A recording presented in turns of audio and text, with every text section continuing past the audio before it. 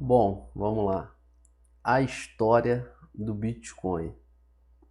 A história do Bitcoin, eu vejo que muita gente não sabe qual é a real história, da onde surgiu o Bitcoin, por que surgiu o Bitcoin. E assim, eu vou explicar agora a história do Bitcoin. E foi assim, depois de muito tempo, mas muito tempo mesmo, estudando, acompanhando, lendo livros, juntando uma série de informações que eu descobri a real história do Bitcoin, por que aconteceu, e eu vou contar aqui para vocês agora. Então prestem atenção, porque a história é muito interessante, na verdade. Eu mesmo, quando fui juntando as peças, fui vendo o que estava acontecendo, e eu falei assim, realmente é bizarro tudo em volta do Bitcoin desde o início. Mas vamos lá. Tá o desenho aí da casa com dinheiro, né? Por quê? Tudo começou com a crise subprime, que foi a crise que teve nos Estados Unidos. E essa crise desencadeou uma série de outras coisas. Então, vou começar explicando para as pessoas que não sabem o que foi a crise subprime. Peguei até esse site aqui, ó, crise do subprime, entendo o que foi e como afetou a economia mundial. Em setembro de 2007 foi desencadeada uma crise que viria a ser a maior desde a Grande Depressão de 1929. O que aconteceu nos Estados Unidos? Eu sou brasileiro. Imagina que eu fui para os Estados Unidos, cheguei nos Estados Unidos e falei, bom, quero comprar uma casa aqui. Eu cheguei lá no banco, falei, e eu não tinha dinheiro para poder pagar essa casa à vista. Então eu cheguei no banco e financiei aquela casa que eu queria comprar. Pronto, eu comprei. O que aconteceu? O mexicano, que também foi para os Estados Unidos, ele foi lá, financiou outra casa. O americano, que está querendo sair de casa, está querendo construir uma família, está querendo ter a independência dele, ele foi lá no banco e financiou outra casa. Um australiano foi para os Estados Unidos, chegou lá nos Estados Unidos e financiou uma casa. Então, vocês estão começando a entender o que aconteceu? Todo mundo estava indo para os Estados Unidos e estava financiando casas. Ninguém pagava à vista. E o banco, ele liberava crédito. O que o banco faz hoje com o nosso dinheiro? Quando você tem dinheiro no banco, o banco ele pega o seu dinheiro e libera crédito para as pessoas com o seu dinheiro. É assim que o banco trabalha em relação a crédito. Então, quanto mais dinheiro o banco tem, mais crédito ele libera. Só que essa crise, que foi assim a última crise que teve em relação às hipotecas e a relação ao banco dos Estados Unidos, uma série de bancos deles, que foi aqui, ó, o auge da crise subprime foi deflagrado com a quebra de um dos bancos de investimentos mais tradicionais dos Estados Unidos, que é o Lehman Brothers, desencadeando uma crise nas bolsas do mundo todo. Então, assim, os bancos eles perderam o controle sobre esse crédito para as casas dos Estados Unidos. Por isso até que tem essa bolha aqui nessa casa e essa mão aqui estourando essa bolha. Aí, vou descer aqui, ó. Origem da crise subprime: concessão de empréstimos hipotecários de alto risco, transferência de crédito desenfreadas. Então, assim, os bancos estavam liberando crédito para todo mundo. Manutenção de juros reduzida pelo Fed, o Banco Federal dos Estados Unidos. Recém-saída da crise da bolha da internet de 2000 e 2006, desencadeando incentivos ao governo ao mercado. Então, pega essa informação que eu estou colocando aqui. O banco liberando crédito sem freio, sem ninguém para poder travar, para as pessoas poderem hipotecar em casas, para poder financiar as casas nos Estados Unidos. Pega essa informação, segura essa informação. Cyberpunks. O que eram cyberpunks? O movimento, na verdade, era até um movimento, né? O movimento cyberpunks é um contraponto do descontrole na web causado por governos e empresas, pois ele luta pela liberdade através da criptografia. Agora eu vou voltar para a imagem. Esses cyberpunks aqui, famosos, na verdade, até em 2010, 2009, 2008, eles já eram famosos. Esse pessoal já estava enxergando que toda essa inflação, que toda essa bolha, que em algum momento isso iria estourar. Porque todo mundo estava fazendo a mesma coisa, todo mundo estava financiando as casas. Então, que em algum momento isso iria acontecer, essa bolha iria estourar. Então, cada uma desses cyberpunks estava criando um projeto para conseguir se proteger. Por exemplo, o David Chaum aqui estava criando a Digicast, o Ralph Finney estava criando o projeto dele, que seria a moeda dele, o Philip Ziderman estava criando a criptografia dele, o Wei Dai estava criando o B-Money, o Nick Szabo estava criando o BitGold. Então, assim, esses cyberpunks estavam criando uma série de projetos, uma série de moedas digitais em que estavam se preparando para essa bolha estourar. E quando estourasse, as pessoas iriam recorrer a essa moeda como uma forma de proteção, como uma forma de não continuar dependendo do governo, como uma forma de não continuar deixando o dinheiro na mão do governo em controles de bancos relacionados com os governos.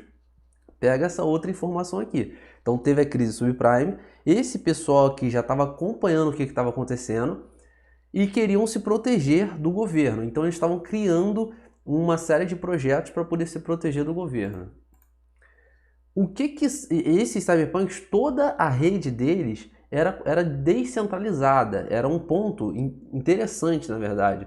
E eu vou explicar o que é descentralizado, o que é centralizado, o que é uma rede centralizada e o que é uma rede descentralizada. Mas aí, tudo isso acontecendo, imagina tudo isso acontecendo ao mesmo tempo, lá para 2007, 2008, 2009, 2010. E aí foi criado, do nada, apareceu uma pessoa não fisicamente, apareceu online, falando com esses cyberpunks. Por quê? O que aconteceu? O Bitcoin ele foi criado com o melhor do mundo de todos esses projetos, tanto que está aqui, Satoshi Nakamoto, que é o pseudônimo do criador do Bitcoin. Muita gente acha até que ele existe. Eu vou mostrar a foto aqui do Satoshi Nakamoto e vou mostrar toda essa história aqui ainda. Mas aí segura essa outra informação. Calma que é um pouco mais complicado, mas eu vou chegar no meu ponto. Então foi criado tudo isso para poder se proteger. E o Bitcoin era um deles. E foi o mais famoso. Mas existiam outros projetos, outras moedas criptografadas digitalmente que já existiam antes do Bitcoin. Só que o Bitcoin foi mais famoso porque ele pegou o melhor do mundo de todos esses projetos, que foi escalabilidade, proteção, criptografia, a rede da blockchain, tudo isso. Qual era a intenção? Ele foi criado com um código, com um algoritmo, e nesse algoritmo ele era protegido, ele era criptografado. E toda essa rede era descentralizada, e isso faz muita diferença. E no caso, o Bitcoin, ele foi criado, um dos projetos dele também foi criado para ser deflacionário, para não acontecer o que acontece hoje com a nossa moeda, com o nosso dinheiro. Por exemplo, o nosso Banco Central aqui do Brasil, ele tem uma meta de inflação anual. Todo ano, o nosso dinheiro vale menos. Todo ano, se você vai no mercado com R$100, R$100 ano passado, você ia no mercado, você comprava uma certa quantidade de comida com R$100. R$100 você vai esse ano no mercado, você compra menos comida, porque todo ano o seu dinheiro vai valer menos. Então vamos lá. Agora eu vou explicar o que é uma rede centralizada. Imagina que aqui no meio está o Itaú. Se eu, Guilherme, quero mandar dinheiro para você que está assistindo, eu, Guilherme, nesse computador aqui, tenho que mandar uma informação para o Itaú te mandar o meu dinheiro, entendeu? É uma rede centralizada. Eu, Guilherme, tenho que mandar uma informação para o Itaú mandar o dinheiro para o João. Eu, Guilherme, tenho que mandar uma informação, uma ordem para o Itaú para mandar para o Pablo. Eu, Guilherme, tenho que mandar uma ordem. Vocês estão entendendo o que é centralizado? Todas as ordens que eu quero mandar, isso é uma rede centralizada. Todas as ordens que eu quero mandar para alguém, meu dinheiro para alguém, e tá passando pelo Itaú. Todas as informações estão sendo passadas pelo Itaú. E qual era a intenção do Bitcoin? Era as pessoas conseguirem transacionar sem depender de ninguém, sem depender de uma empresa privada, sem depender de nenhum governo. Vamos lá, vocês vão entender. Então foi criada a blockchain. O que é a blockchain? A blockchain é um algoritmo, imagina um algoritmo que foi criado, que é supercomputadores, vou chegar nessa parte de mineração, supercomputadores decifram esses algoritmos para que consiga validar a transação e você enviar o seu dinheiro para outra pessoa com 100% de segurança. E toda a transação é validada pela rede, pela própria rede. Então, tudo fica online, nada fica no meio físico, tudo se transforma online. Então, voltando, teve a crise subprime, teve os cyberpunks, teve a questão do Bitcoin entrando no mercado. Beleza. Isso aqui, todos esses computadores que vocês estão vendo aqui, ó, todos esses servidores aqui, imaginem hoje um prédio muito grande e esse prédio quase que é metade ar-condicionado e metade essa parte de mineração, essa parte de validação da rede. Cada software desse, cada placa dessa, está simplesmente validando toda a rede de criptomoedas. Está validando todas as transações de criptomoedas. Isso tudo online. Só para vocês terem noção, hoje reconhecido pela ONU, tem 198 países no nosso planeta. Desses 198 países, 114 mineram criptomoedas. Então, é uma rede que está tudo online, não tem como ser desligado, não tem como isso parar do dia para a noite. Aí vamos acompanhar aqui. Então, o Bitcoin foi feito para ser o ouro digital. Foi feito para ser de uma forma não convencional, um ouro, em vez de ser físico, em vez de ser um anel, em vez de ser um cordão, ou então simplesmente uma reserva de valor para um governo, ele foi feito para ser um ouro digital. Os Estados Unidos tinham como lastro do dólar, até o presidente Nixon, todo dólar que tinha no mundo, eles tinham no Banco Federal deles, eles tinham a mesma quantidade em ouro. Depois do presidente Nixon, isso não aconteceu mais. Ele simplesmente falou assim, só, isso não tem como manter, porque a gente vai ter que ter uma reserva de ouro muito grande. Então, assim, em algum momento, eles decidiram que aquilo não era mais viável e eles tiraram todo o lastro que eles tinham no ouro. Mas naquela época, o dólar já era a moeda mais forte do mundo. Então isso não fazia diferença. Muitas pessoas continuavam transacionando o dólar. Aí agora vamos voltar para a história dos cyberpunks. Ralph Finney era um dos cyberpunks. Vou colocar aqui, ó. Ele era esse cyberpunks aqui. E o Ralph Finney, ele morava, depois que o Bitcoin começou a ser mais famoso, começou a ter, depois que teve a primeira transação, que foi o famoso Pizza Day, vou explicar também, ele simplesmente morava a 2 milhas do Satoshi Nakamoto, que o Satoshi Nakamoto era o criador do Bitcoin. Então o que imaginaram? Poxa, o Ralph Finney estava junto com o Satoshi Nakamoto. Então todo o FBI, toda a mídia da época, tem várias reportagens, tem vários vídeos aqui das pessoas indo falar com o Satoshi Nakamoto, porque achavam que ele era o criador do Bitcoin, ele era o criador de toda a rede do Bitcoin, de tudo que estava girando em torno. Então assim, e não era. Ele é pior que ele é até um programador. Ó, Satoshi Nakamoto é o pseudônimo utilizado pela pessoa ou pelas pessoas que criaram a moeda virtual do Bitcoin. Como parte da implementação, Satoshi Nakamoto também desenvolveu o primeiro banco de dados de blockchain.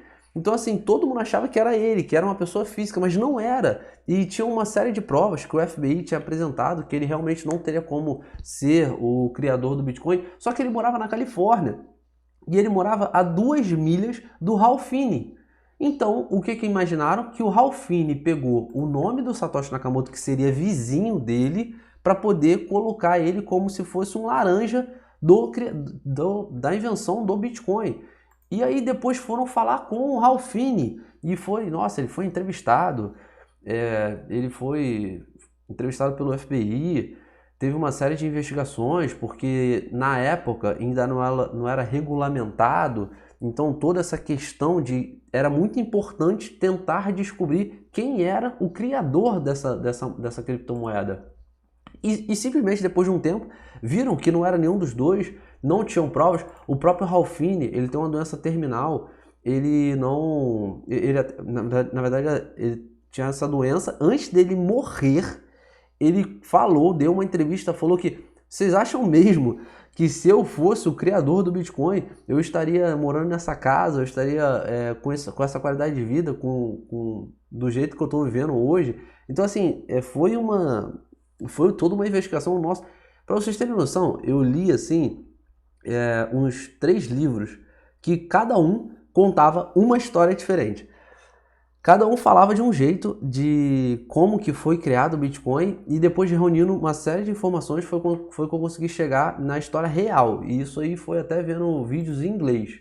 Então pegou todas as informações. Esse aqui é o Satoshi Nakamoto. O nome dele é Satoshi Nakamoto, mas não foi ele que foi o criador do Bitcoin. Até porque se descobrissem hoje, alguém provasse hoje que é real o dono do Bitcoin, o criador da rede da blockchain do Bitcoin, todo mundo teria que simplesmente pedir amém para ele, pedir a liberação, porque já que ele criou, já que ele consegue comprovar que ele criou, o nosso Banco Central não conseguiria criar o real digital, os Estados Unidos não conseguiria criar o dólar digital em cima da rede do blockchain, sem depender simplesmente de uma aprovação do real criador do Bitcoin. Então, esse aqui é o site do Bitcoin.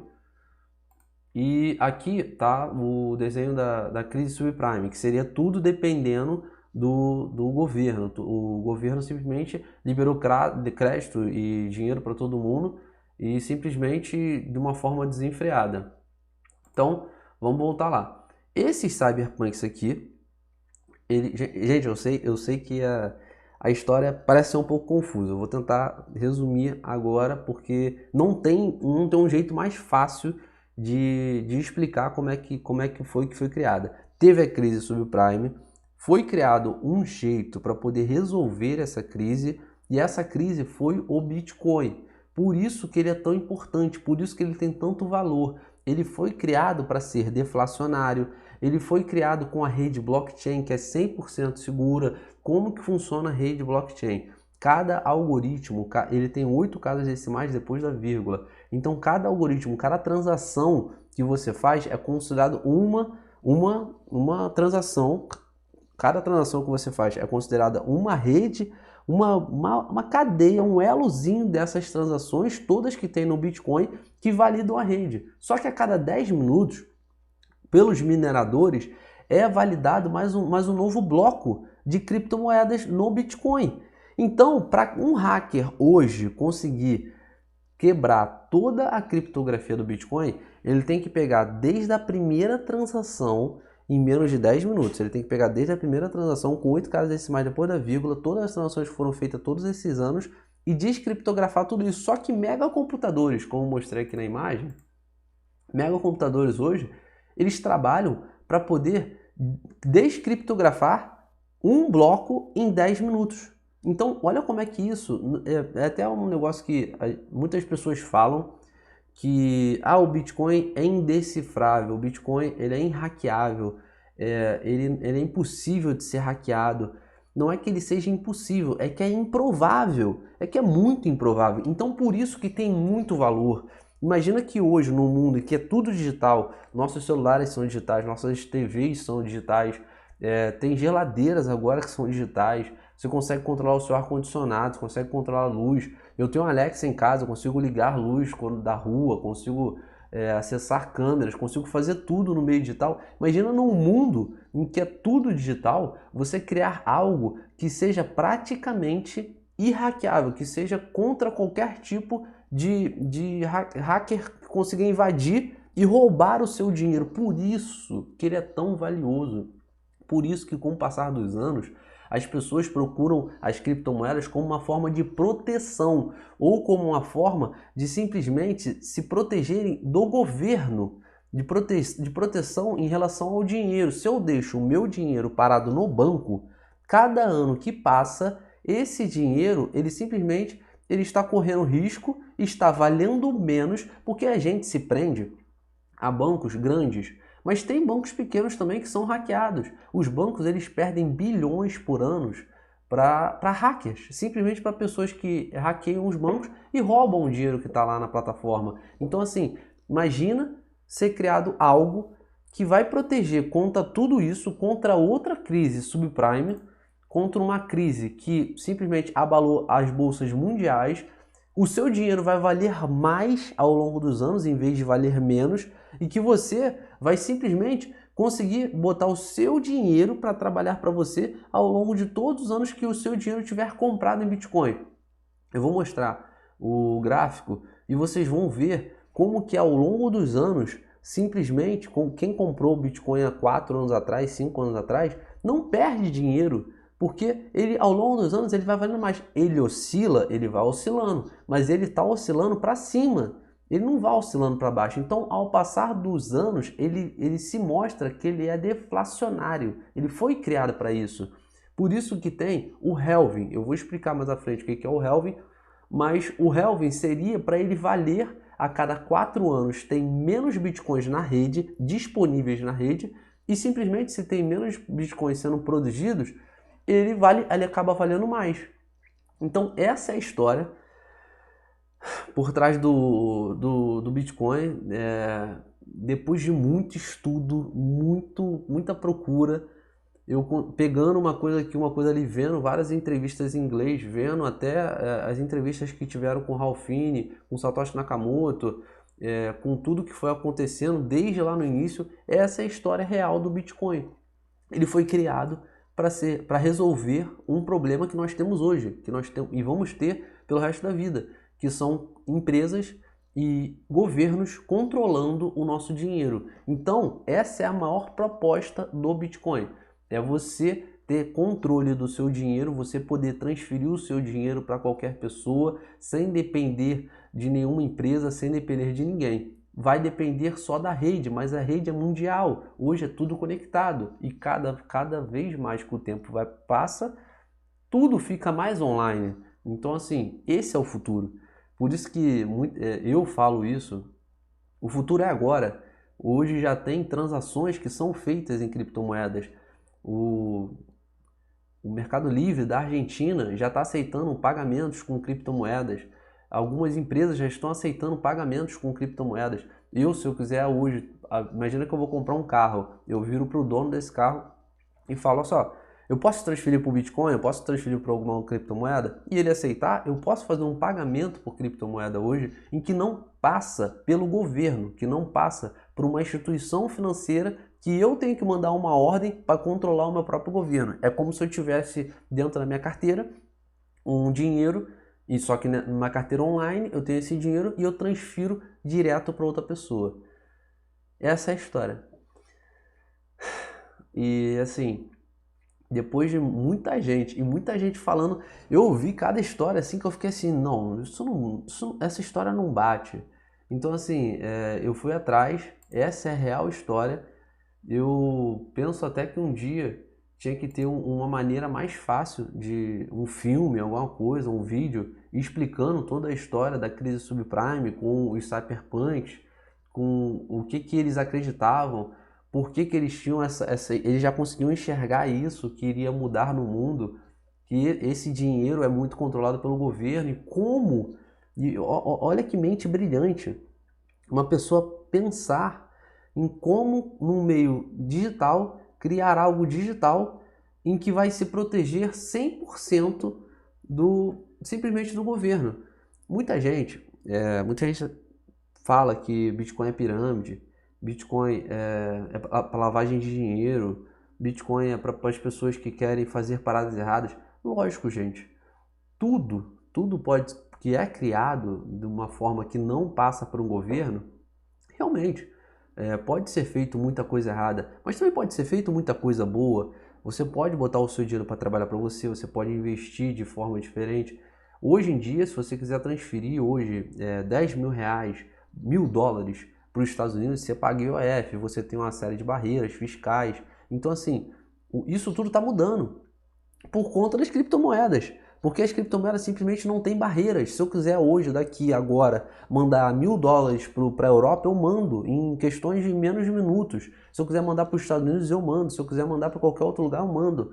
Então, assim, isso não passa por nenhum governo. Então, assim, tudo pode ser usado tanto para o lado positivo como para o lado negativo. Depende da pessoa que está usando. Mas é melhor, pelo menos o meu ponto de vista, é melhor eu ter o controle do meu dinheiro mesmo eu não fazendo coisas erradas, é melhor ter o controle do meu dinheiro do que simplesmente deixar o meu dinheiro na mão do governo. Não todo. Tem gente que vai preferir, tem gente que vai assistir tudo isso aqui que eu tô falando e vai falar assim, não, eu não acredito ainda nisso, eu ainda vou manter o meu dinheiro no banco. Lógico, isso é uma questão pessoal. Mas com o tempo você vai ver o mundo migrando para as criptomoedas, como está acontecendo. Agora, muitas empresas já estão aceitando as criptomoedas e coisas que não pensariam antes. Muitos governos agora estão aceitando criptomoedas, estão criando lastros em criptomoedas, coisa que há 2, 3 anos atrás ninguém ia imaginar que isso ia acontecer. Empresas estão comprando criptomoedas com o dinheiro que tem no caixa para poder também criar uma reserva em criptomoedas, por saber que ao longo dos anos as criptomoedas vão valer mais. Então o mundo está mudando, está tudo mudando. A questão é quem se adaptar primeiro vai aproveitar essa onda, vai aproveitar essa onda do bem, né, que as criptomoedas traz. Então é isso. Espero que vocês tenham realmente entendido, porque eu sei que é um pouco complicado de entender o panorama geral, a questão da crise, a questão dos cyberpunks, a questão do algoritmo, a questão de toda a cadeia do Bitcoin, toda a validação, da questão das pessoas serem, da pessoa ou das pessoas que estão por trás hoje das criptomoedas serem anônimas, porque se existisse alguém teria que pedir o aval dessa pessoa. A questão do Bitcoin, a intenção dele é valer mais ao longo dos anos e não valer menos. A questão da rede ser toda descentralizada. A questão também da mineração. Eu vou explicar mais para frente a questão da mineração. É porque se eu for muito a fundo agora como que funciona a mineração, para as pessoas que estão tentando entender o básico ainda vai ser muito difícil. Então é muito mais prático explicar que a mineração é uma validação da rede, uma validação dessas transações. É a rede que mantém essa validação funcionando. Por exemplo, eu quero enviar o meu dinheiro para outra pessoa, mas quem faz a validação dessa rede para poder checar se o algoritmo está certo são os computadores. Eles que fazem toda essa validação, mas eu estou mandando o meu dinheiro para outra pessoa. E o Bitcoin foi criado para ser o ouro digital. A questão do Ralph Finney também. Por que... esqueci de falar uma coisa. Por que achavam que era o Ralph Finney e não os outros cyberpunks? Porque a primeira transação foi para o Ralph Finney. E a primeira transação do Satoshi Nakamoto foi para o Ralph Finney. E depois do Ralph Finney, tanto que existe até o Bitcoin Pizza Day.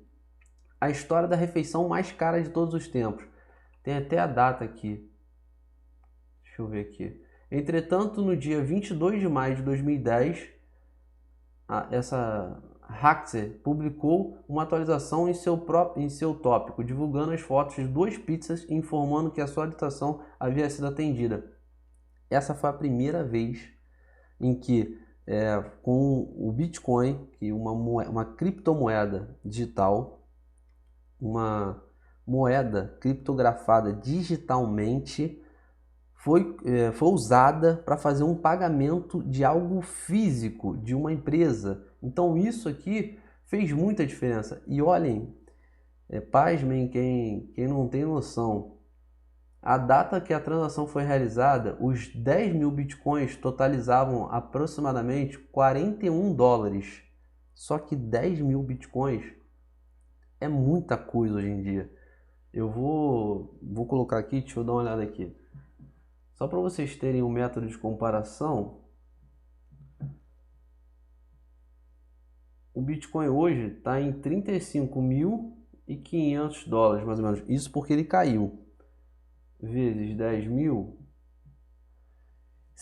Hoje, essa pizza valeria 355 milhões de dólares. Então, seria a pizza mais cara da história, realmente. Por isso que é comemorado o Pizza Day. Então, essa é a história real do Bitcoin. Essa foi a primeira vez que foi comprado um produto físico com Bitcoin. E por isso que tudo isso é muito importante. E aos poucos as criptomoedas têm mudado o mundo. E cada vez mais a gente vai ver esse movimento das empresas, dos governos, das pessoas simplesmente adotando as criptomoedas como uma forma de pagamento.